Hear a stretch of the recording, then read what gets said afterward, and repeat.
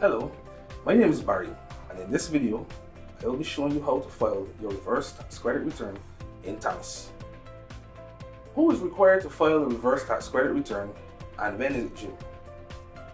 If you are an employee with a total income of less than $18,000 a year, but no more than $1,500 a month, and have worked for at least 3 months of the year, you may apply for a reverse tax credit. You are required to file this return within 2 years of the year in which you receive your income. For example, you have until December 31st in the year 2020 to file for your 2018 reverse tax credit return, and until December 31st in the year 2021 to file for your 2019 reverse tax credit return. Before you begin, ensure you have the following items. 1. Your TAMIS username and password. 2. A TAMIS tax identification number. 3. The TAMIS tax identification number of your spouse. Now, to file your tax return, simply go to the TAMIS website, which is https://tamis.bra.gov.bb, and log into your account with your username and password. If you have forgotten your password, click Forgot Your Password and enter your username and the email address you used when registered. An email with a temporary password will be sent to you so that you can log into your account. Once you have logged in, to begin filing, click Add Return. Choose the reverse tax credit return and income year from which you are filing.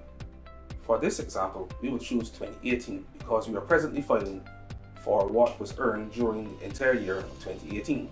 Click Create Return and just double check that you have in fact chosen to file for the reverse tax credit for the year 2018. Hit Start. Select your occupation, marital status, and answer all relevant questions. The income you receive from your employer should already be pre-populated for you because your employer should have previously uploaded important information such as your salary and any income taxes deducted. At this point, make sure that the figures uploaded on your behalf are correct. If they are not, please cancel your return and notify your employer immediately. If you've received any NAS benefits, this information would also be pre-populated for you. The reverse tax credit line will show you the amount of refunds you will receive. You should then choose that you want to receive this credit as a direct deposit and then select your specific banking or credit union institution and the branch, and also enter your account number. Click Next, then Next again, and see the summary of what you are about to file. Make sure this information is correct.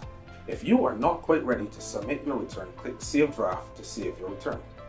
However, if you are ready to submit your return, check the declaration box and click Submit, and then Yes, and you will see an immediate confirmation message after submitting.